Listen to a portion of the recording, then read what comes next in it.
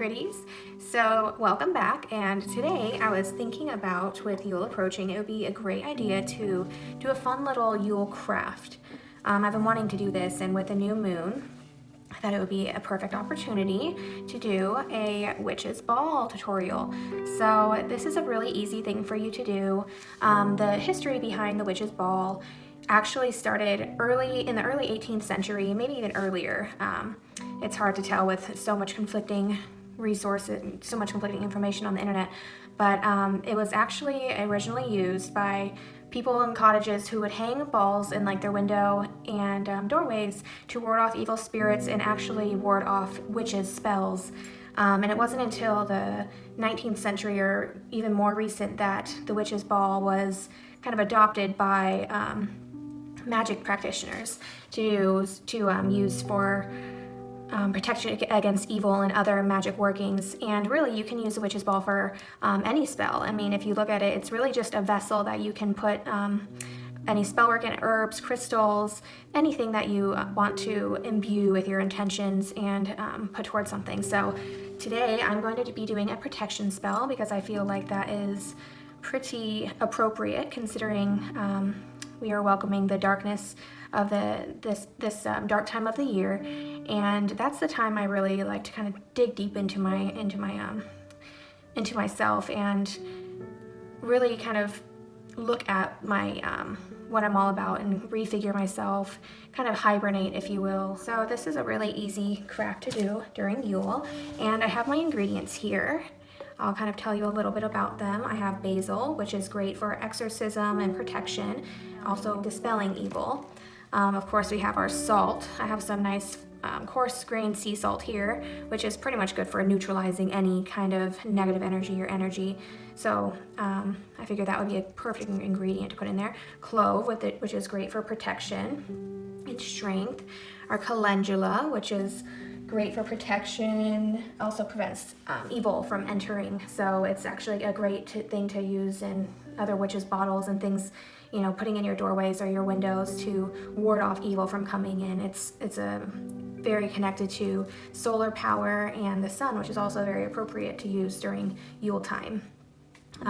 Cinnamon, of course, which I use in almost anything, like I've said before, which is good for strength.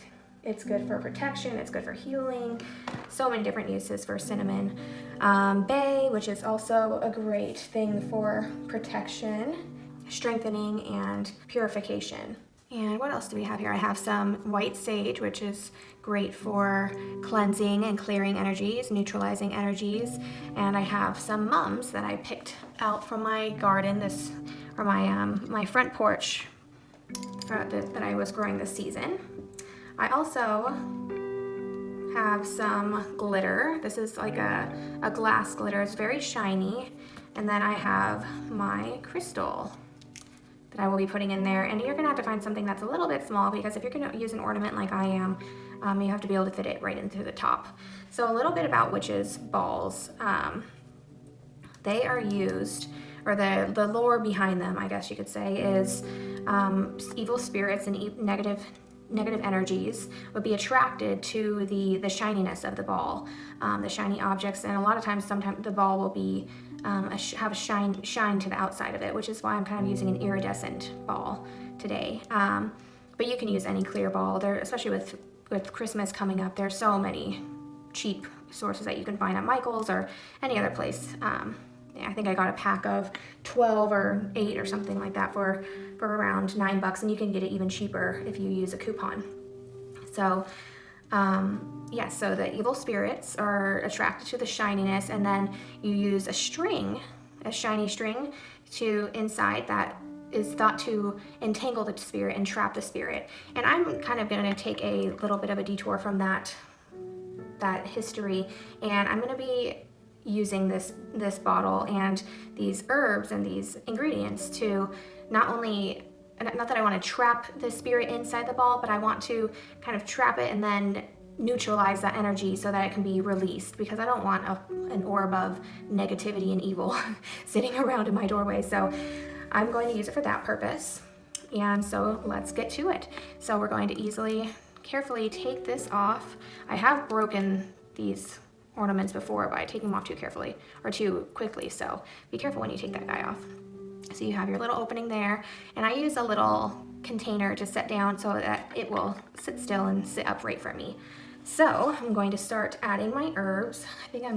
And really you can use, there's so many different herbs you can use, and you can, like I said, use these for other spells as well. You don't only have to use it for protection, but you can use it for healing, you can use it for money, you can use it for, or abundance, you can use it for really anything that you are drawn to or that you feel so inclined.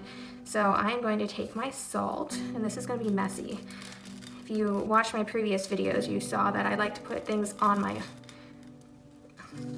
directly on my altar, because I just kind of enjoy the messiness of it. Honestly, getting my hands dirty and kind of just delving in onto all that messy herbiness.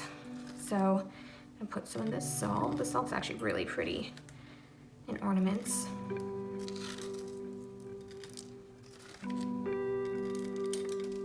Okay, our salt. I'm gonna add some basil in there. Look at all the basil just cascading over the side. Messy, messy, messy. That's okay.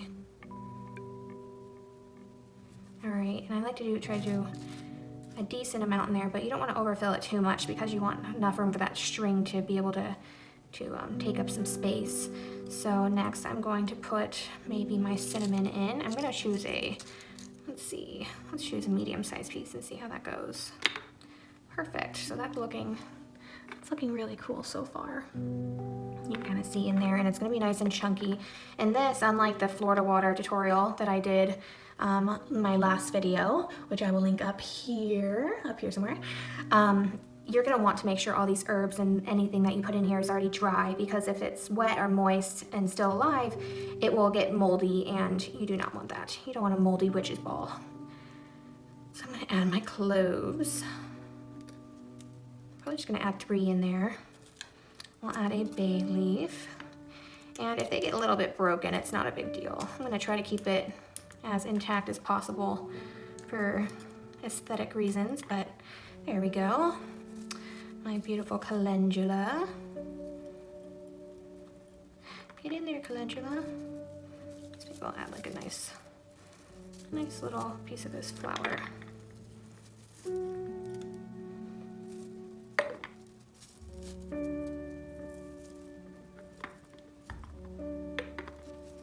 And all of these herbs I have already kind of blessed and set my intentions with. I've also previously cleansed my space, but for time's sake, I'm trying to keep my videos shorter because I think you guys would enjoy that a little bit more. So I wanted to get that done ahead of time. Let me see, so let's add some white sage. White sage, oh. There we go. And I think I forgot to mention star anise. So I'm going to be adding star anise, which is also really good for warding against evil eye and protection. I thought it was a great herb. I was kind of more intuitively inclined and called to putting it in here. So I'm just going to add some smaller pieces since my opening is so small. 3 little pieces in there. And I'm thinking that is everything I have here. So, oh, I forgot my mums. And isn't this the cutest little jar? This pretty jar of mums. I posted it on my Instagram. I'm just in love with my little jar. It's so satisfying to be able to collect your own herbs and dry them for future spell work. So I really enjoy it. Got some pretty purple mums in here too. So throw those babies in there. 3, of course. Okay, so look how pretty this is so far. This is beautiful, and like I previously kind of mentioned, you can hang these in your windows and doorways, but if you're in the closet, if you're in the broom closet, you can actually hang them on your Yule tree or your Christmas tree. So, and I'll actually be probably doing another video on Yule festivities and things you can do during Yule time, that whether you're in the broom closet or you're out, or even celebrating with your kids, because there are so many different traditions and fun things you can do during this time. And it's so much fun if you can bring your family into it, but if not, then there's also so many possibilities as far as celebrating on your own. So here's a string. I chose kind of a shiny string, but I chose a dark, like a black color for protection as well. So I'm gonna stuff that in there. I might skip forward because this is kind of a tedious process. Okay, I finally got that mostly stuffed in there, and you can kind of see it. Since my ball is a little bit iridescent, it's a little bit hard to see, but you can see all the little goodies in there, all the herbies. These pretty little herbies. Okay, so at this point, I am going to top it off with some of this glass glitter. I think I got this from Michael's once again, and I thought it would be the perfect thing to add because it has that shine, and I definitely, if I was a spirit, I would definitely be attracted to this. I'm gonna throw some of that in there.